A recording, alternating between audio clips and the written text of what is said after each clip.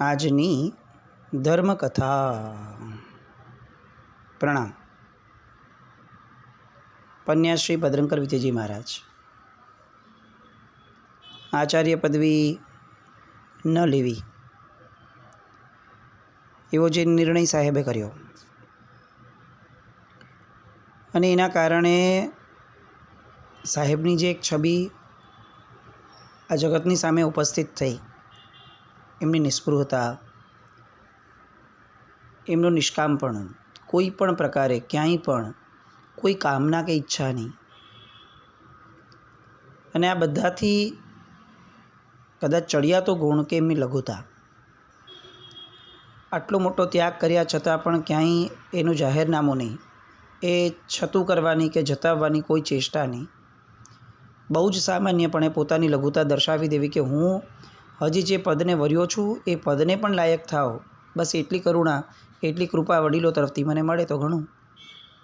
આમ કહી અને આચાર્ય પદવીને હું ત્યાગું છું એમની વાતને, એવો પણ કોઈ જતાવવાનો ભાવ નહીં. કંઈક છોડવું એ જેટલું મહત્ત્વનું છે એટલી જ મહત્ત્વની વાત એ છે કે એ છોડવાની જે જાહેરનામાની વાત છે, એ જતાવવાની વાત છે, એને છોડવું એ વધુ મહત્ત્વનું હોય છે. આજે આપણા ત્યાગની જેટલી મૂર્છા છે ઘણી બધી વાર ધર્મીજનોમાં, એટલી ઘણીવાર આપણને સામાન્યજનોની અંદરમાં ભોગની મૂર્છા પણ ન લાગે. આપણે ત્યાગ કર્યો હોય તો એની મૂર્છા આપણે વર્ષો સુધી સચવાવીને રાખીએ. એની તકતી, એના વિશેની વાતો, વોટ્સએપ વગેરે માધ્યમો દ્વારા એની જાહેરનામું. ત્યાગ એ તો ત્યાગ જ હોય, પછી એ ત્યાગની જાહેર ખબરોનો પણ ત્યાગ આવી જાય એની સાથે, પણ બધું ચાલે. પન્યાજી મહારાજમાં આવું ન ચાલે. એ આખી ઘટના પૂર્ણ થતાં સાહેબનું ચાતુર્માસ જે છે 2023નું, એટલે કે ઈસવીસન 1967નું, પાલી જિલ્લાના ફક્ત 5000ની વસ્તીવાળા લુણાવા ગામમાં નિશ્ચિત થયું.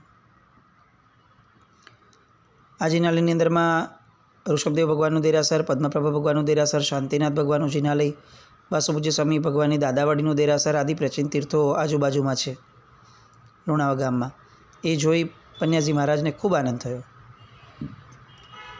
આજુબાજુથી લોકોને ખ્યાલ આવી ગયો કે સાહેબ પધાર્યા છે, એટલે રોજ રોજ અલગ અલગ ગામડેથી લોકો દર્શન માટે આવવા લાગ્યા.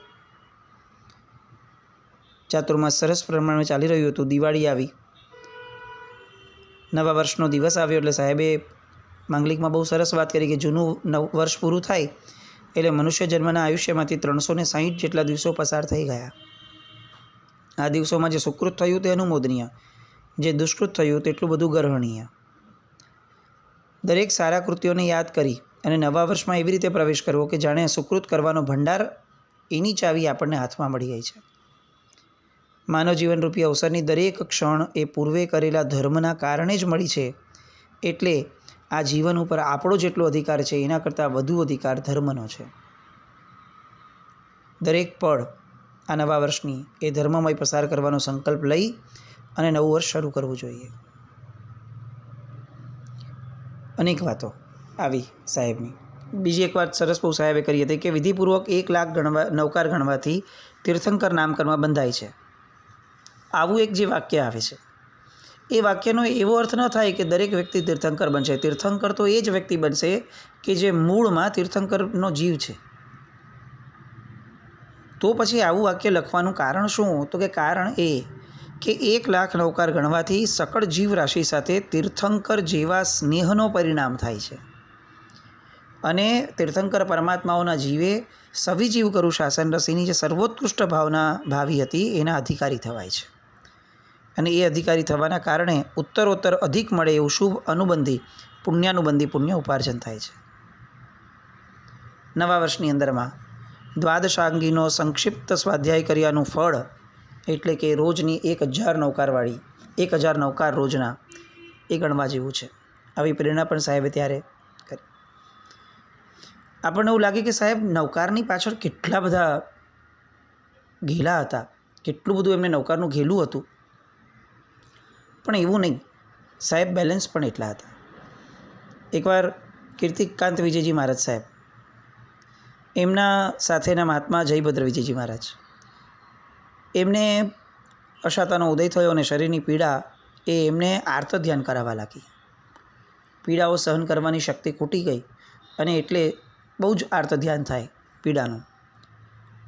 સાહેબ એમને મળ્યા અને સાહેબજીએ બહુ જ કરુણાપૂર્વક એમને સમજાવ્યું કે સાહેબ, આ અશાતાનું કારણ પૂર્વમાં આપણા આત્માએ જ કરેલા કોઈ દુષ્કૃત્યોનું ફળ છે. બીજાને આપેલું કષ્ટ આજે વ્યાજ સાથે ચૂકવવાનો સમય આવ્યો છે.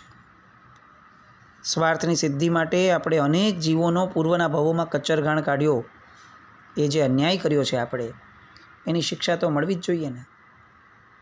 અન્યાયની શિક્ષા મળે તે જ ન્યાય.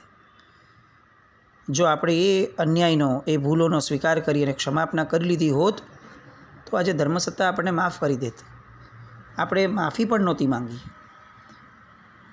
એટલે હવે આ જે અવસર છે એ અવસરમાં આર્ત ધ્યાન કરવાના બદલે માફી માંગવી એ પરમ કર્તવ્ય છે. માફી કઈ રીતે માંગવાની? તો કે રોજ 108 વાર ઈર્યાવઈ અને તસ્સૌત્રીના સૂત્રના જાપ કરી અને બીજા જીવોને પૂર્વે અજ્ઞાનથી અપાયેલા કષ્ટની માફી માંગવી એ નિરોગી થવાનું ઉત્તમ ઔષધ છે. દવાઓ સાથે ચાલુ રહે એ વસ્તુ અલગ થઈ, એ સામાન્ય આપણો પુરુષાર્થ થયો, પણ મૂળભૂત એ રોગને નહીં, રોગના બીજને નાથવો હોય તો રોગનું મૂળ શું? કર્મ.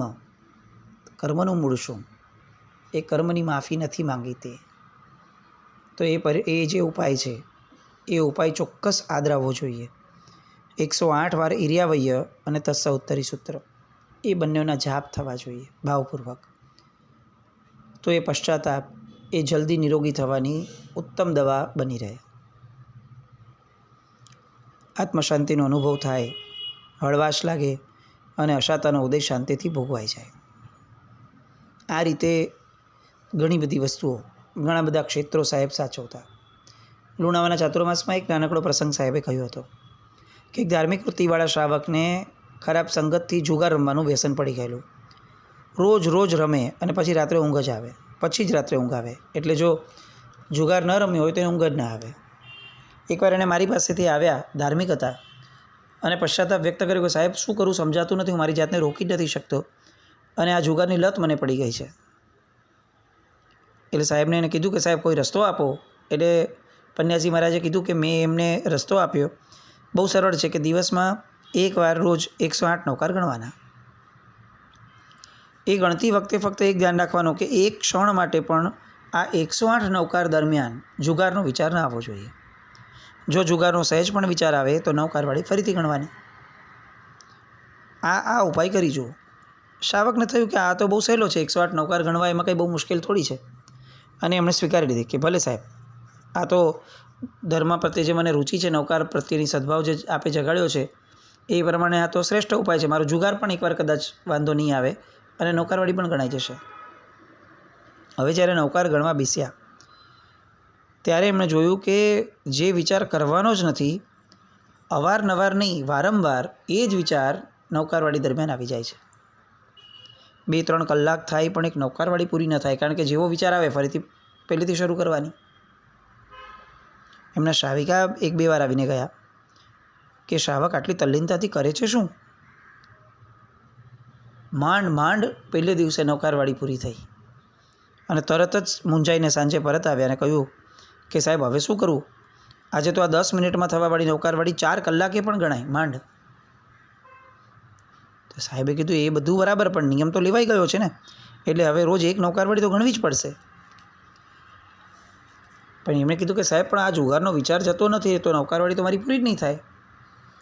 એટલે સાહેબે કહ્યું કે નિયમ જુગારનો નથી, નિયમ નવકારવાળીનો છે. તો નિયમબદ્ધ થયા પછી નિયમ ન તોડાય. એટલે હવે નવકારવાળી તો રહેશે જ, જુગાર છોડવો પડે. અને પેલા ભાઈને પણ એવું લાગ્યું કે વાત તો સાચી છે. એટલે એમણે નક્કી કર્યું કે 108 નવકાર ગણવા બેસવું એ પૂર્વે શુદ્ધ સંકલ્પ કરવાનો કે મારે જુગાર રમવાનો જ નથી, અને પછીથી નવકારવાળી ગણું. બીજો, ત્રીજો, ચોથો દિવસ થયો અને પછીથી જે નવકારવાળીએ સડસડાટ વિકાસ શરૂ કર્યો, જીવનમાં પરિવર્તન આવ્યો અને પરિવારજનો પણ એમના વ્યસન છૂટી જવાથી ખૂબ ખુશ થયા. પૈસા બચવા લાગ્યા. એ પૈસા ધર્મ માર્ગે વપરાવા લાગ્યા. પૈસા ધર્મ માર્ગે વપરાયા એટલે પુણ્ય વધ્યું, યશ વધ્યો, ઘરને સમાજમાં માન વધ્યું, સંતોષ વધ્યો અને જીવન ખરેખર જીવવા લાયક થયું. લોકોને આ વાત ગમી ગઈ. સાહેબની આ જે પેટર્ન હતી કે કોઈ પણ વાત સામા વ્યક્તિઓના જીવનને અનુરૂપ હોવી જોઈએ. લુણાવામાં ગામડાઓમાં આવી બધી બહુ જ આદતો લોકોને, પણ કોઈને ઉદ્દેશીને કેમ કહેવું? એટલે સાહેબે એમના જીવનમાં બનેલા પ્રસંગ દ્વારા લોકોને એક કીધા વગરની પ્રેરણા કરી. લોકોને તો આ વાત ગમી ગઈ. પોતાના વ્યસનો છોડવાનો રાજમાર્ગ લાગ્યો કે હવે જે પણ વ્યસન હોય, પછી બીડીનો હોય કે ગમે તે હોય, 108 નૌકાર ગણવા. અને એમ કરતાં ગામડાઓમાં ધીમે ધીમે અનેક લોકોના વ્યસનો છૂટતા ગયા. ચાતુર્માસ પૂર્ણ થયું અને સુશ્રાવક કસ્તુરચંદજી ભીખાજી તરફથી સાહેબને વિનંતી થઈ. સાહેબે જય બોલાવી કે ઉપધાન તપ અહીંયા લુણાવામાં કરાવવા. પણ ત્યાં જ પૂજ્ય પ્રેમસુરી મહારાજનો પત્ર આવ્યો કે મારી તબિયત નરમ છે ને મારી અંગત સમાધિ માટે તુરંત તમે આવી જાઓ. સાહેબનો આ એમની પ્રત્યેનો સ્નેહ, દાદા ગુરુ મહારાજનો. અને પન્યાજી મહારાજે તાત્કાલિક ધોરણે ઉપધાનને મુલતવી રખાવી દીધા અને તરત વિહાર શરૂ કર્યો.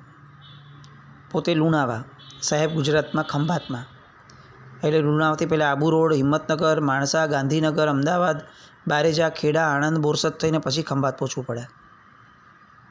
રસ્તાઓ મુશ્કેલ, આજના સમય જેવી સગવડો નહીં રસ્તાની. પણ સાહેબ તો નીકળી ગયા. લુણાવાથી સ્વરૂપગંજ સુધી માંડ પહોંચ્યા. ત્યાં તો સાહેબજીને પગમાં સોજો આવી ગયો અને પગેથી ચાલવું અશક્ય બનવા લાગ્યું.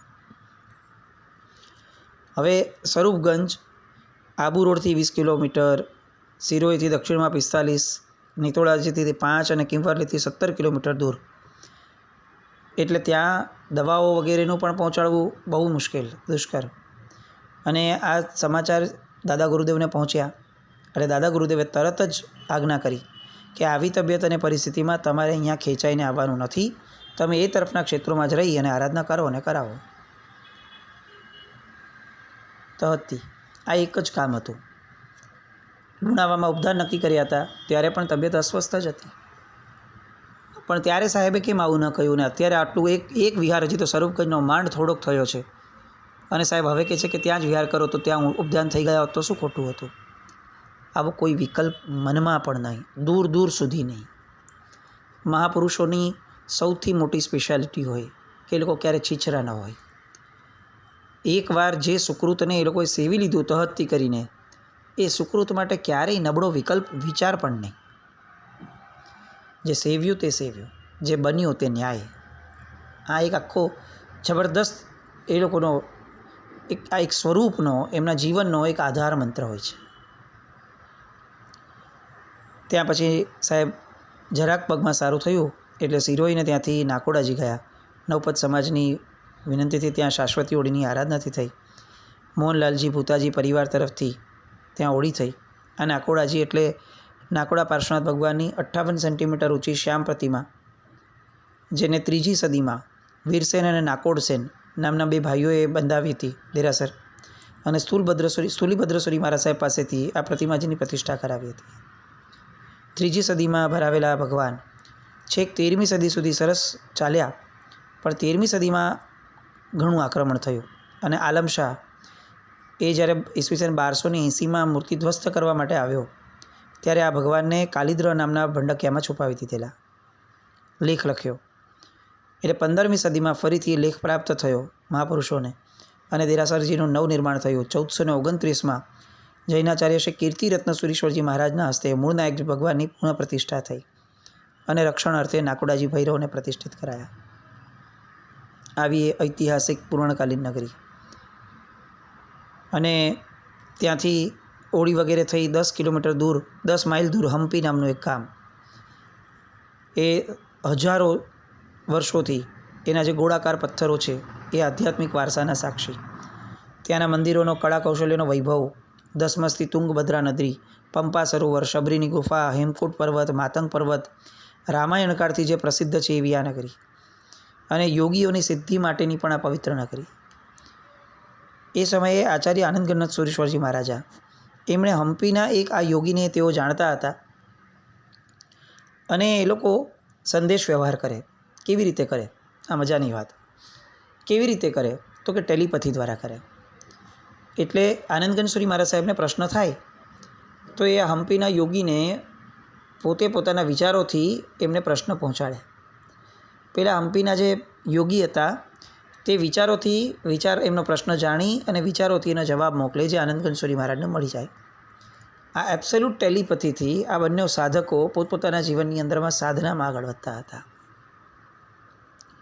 એ જે યોગી હતા હમ્પીના, એ યોગીએ આનંદગંજ સુરી મહારાજ સાહેબને એક પત્ર લખ્યો ઈસવીસન 1968 કે મારી ઉંમર 94 વર્ષની થઈ છે, મારા હવે જવાના દિવસો નજીક છે, એટલે યોગ વિષયક જો કોઈ પણ પ્રશ્ન તમને હવે થાય તો પન્યાશ્રી ભદ્રંકર વિજયજી મહારાજ સાહેબને તમારે પૂછવા. મારી જેમ જ એમની પાસેથી સર્વ ખુલાસાઓ યોગ્ય રીતે તમને મળી જ જશે. આવું આનંદગંજ સુરી મહારાજને પહેલાં યોગી હમ્પીના યોગીએ જણાવ્યું. અને આનંદગંજ સુરી મહારાજને યાદ આવ્યું કે આ યોગીએ જે નામ લખ્યું છે ને તે વાત બહુ સાચી છે. કારણ કે જૂનાગઢની ગુફામાં રીંછ જેવા વાળવાળા એક સાધુ બાવાને પોતે એકવાર ગુફામાં જતાં અટકાવીને કેટલાક પ્રશ્નો પૂછ્યા એટલે પેલા એની ભાષામાં કંઈક જવાબ આપ્યા. આનંદગંજ સુરી મહારાજ સાહેબને સમજાયું નહીં. પેલો તો વહી ગયો બાવો, પણ પોતે આ વાતને જાણવા માટે અઠ્ઠમ કર્યો કે આ મને જવાબ સમજાતો નથી. જાપ પૂર્ણ કર્યા જે નક્કી કર્યા હતા તે, પણ પછી એ જે યોગીના શબ્દોનું અર્થઘટન હતું એ અઠ્ઠમ પૂર્ણ થયા પછીથી પન્યાજી મહારાજનો ભેટો થયો હતો એમને, અને પન્યાજી મહારાજે અર્થઘટન કરીને આપ્યું હતું. એટલે આનંદગંજ સુરી મહારાજ સાહેબને એ વાત ટેલી થઈ. વાત તો સાચી છે કે પન્યાજી મહારાજની અંદરમાં એક કંઈક અખૂટ શક્તિઓ છે. સામાન્ય સાધકો આવે તો સામાન્ય વાતો પણ કરી શકે, અને yૌગિક સાધકો આવે તો એ પ્રકારની પણ વાતો કરી શકે. સામાની પાત્રતા અને યોગ્યતા પ્રમાણે પોતે સામાની સાથેનો વ્યવહાર કરતા. બાડમેર જિલ્લાના બાલોતરા ગામ નજીક ચારે બાજુ અરવલ્લીના પહાડો નજીક ખીણમાં વસેલું ગામ એટલે ગઢ સિવાનાની અંદરમાં સાહેબના ચાતુર્માસની જય બોલાય. પરમાર રાજપૂત રાજા ભોજનો પુત્ર વીરનારાયણ એને આ ગામની રક્ષા માટે પહાડી ઉપર કિલ્લો બંધાવ્યો, પણ ઈસવીસન 1308 અલ્લાદીન ખિલજીના સૈન્યએ આ ગઢ જીતવા માટે પ્રયત્ન કર્યો. ખૂબ નુકસાન થયું, પણ અંતે અલ્લાદીન ખિલજીએ પાછા જવું પડ્યું હતું હારીને. એ ગઢ જીતી નહોતા શક્યા. એવો આ ગઢ સિવાના ગામનો કિલ્લો. અહીંયા સંવત 2024 સાહેબ એ દિવસે વિચરતા હતા. ઈસવીસન 1968 અને વૈશાખ વદ 11ના દિવસની રાત્રિ સાહેબ સૂતા હતા અને નિદ્રામાં જ અચાનક મોટેથી ચીસ નીકળી ગઈ. બધા જ મહાત્માઓ જાગી ગયા, અંધકારમાં ફફડી ઉઠ્યા કે આ સાહેબ કોઈ દિવસ નહીં ને અચાનક આવી રીતે ચીસ નીકળી હતી. એટલે બધાએ જ સાહેબને વાંસે હાથ ફેરવ્યો અને ધીમેકથી પૂછ્યું કે સાહેબ શું થયું? આવી અસામાન્ય ચીસ પાડવાનું કારણ શું? શરીર સ્વસ્થ છે? અને તરત સાહેબે કીધું કે ના, હું સ્વસ્થ છું, પણ મેં એક ભયંકર આકૃતિવાળો રાક્ષસ જોયો છે જે પોતાના હાથમાં ઉપાડીને કંઈક લઈને ઝડપથી ચાલ્યો જાય છે. એ દ્રશ્ય જોઈને મેં ચીસ પાડી હતી. કંઈ સમજાયું નહીં કોઈને, બધા સૂઈ ગયા. પણ બીજે જ દિવસે વહેલી સવારે સમાચાર આવ્યા કે પરમ ઉપકારી ધર્મદાતા વાત્સલ્ય ઉદધી દાદા ગુરુદેવ પ્રેમ સુરેશ્વરજી મહારાજા આગલી રાત્રે નવકાર મંત્રનું સ્મરણ કરતાં કરતાં કાળધર્મ પામ્યા. કેવી ટેલિપથી, કેવું સામંજસ્ય હશે કે દેહોત્સર્ગનો સંકેત પણ પન્યાજી મહારાજને એ જ સમયે થયો, રાત્રિના સમયે જ. પ્રભુની અનુગ્રહ શક્તિ, એનો પ્રભાવ સાહેબની અંદરમાં કેવો કે સાહેબ તરત એને અનુભવી શક્યા અને પાછા આત્મસ્થ પણ થઈ શક્યા. સાહેબ એવું કહેતા કે દાદા ગુરુદેવના જીવનમાંથી હું એક જ વસ્તુ વિશેષપણે સમજ્યો છું કે સાચું સુખ ભરવામાં નહીં, ખાલી કરવામાં છે. જ્યાં અવકાશ નથી ત્યાં આનંદનો પણ અભાવ છે, અને જ્યાં અવલંબન છે ત્યાં અવકાશ નથી. એટલે સાચું સુખ એ ખાલી થવામાં જ છે, કોઈ પણ વસ્તુનું. ગઢ સિવાનું એ ચાતુર્માસ.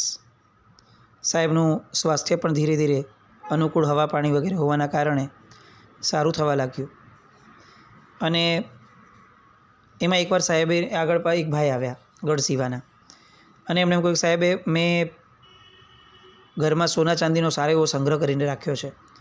ભવિષ્યમાં આપત્તિ આવે ને તો પરિવારને જરાય તકલીફ ન પડે એટલા માટે મેં આ બધી મૂડી જે છે એ સાચવીને રાખી છે. લગભગ આપણા બધાની પણ આ જ વાત હોય. ભવિષ્યની સિક્યોરિટી માટે કેટલુંય કરતા હોઈએ, ઇન્સ્યોરન્સ આ તે, એ તો ખરું જ, પણ રોકડા વગેરે, સોના ચાંદી વગેરે કેટલું લેતા હોઈએ. આ બધી વાતો એને સાહેબને વાત કરી, અને ત્યારે સાહેબે એમને એક સુંદર સૂચન કર્યું, જે સૂચન આપણા બધા માટે બહુ જ એપ્લિકેબલ થાય છે. સાહેબે કહ્યું કે જો તમે આવું વિચારો છો તો તમારા અંતર્મનમાં અંકિત થયેલી વાતના કારણે ભવિષ્યમાં આવનારી આપત્તિને તમે સામેથી આમંત્રણ આપો છો કે ભવિષ્યમાં આપત્તિ આવવી જોઈએ તો જ મારું આ ધન સંચિત કરેલું મને કામમાં આવે. આવું ન વિચારાય ક્યારે પણ. તમે એમ વિચારો કે હું ધનનો સંગ્રહ કરું, બરાબર છે, હું ધનના સંગ્રહની તમારી વાતની સાથે સહમત છું કે નહીં પછીનો વિષય છે. મારો નિષેધ એ વાતનો છે કે ભવિષ્યમાં હું કોઈ પણ સુંદર સુકૃત કરી શકું એટલા માટે મેં આ ધનનો સંગ્રહ કર્યો છે. પછી ભવિષ્યમાં જ્યારે જે જરૂર પડે ત્યારે વાપરજો.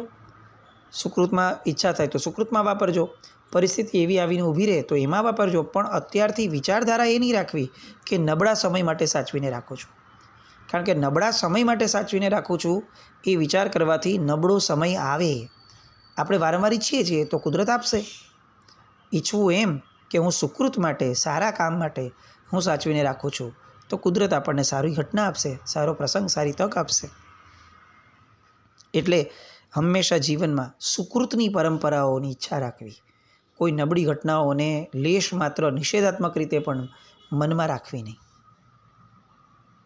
સરસ મજાની આ સાહેબની ધારા.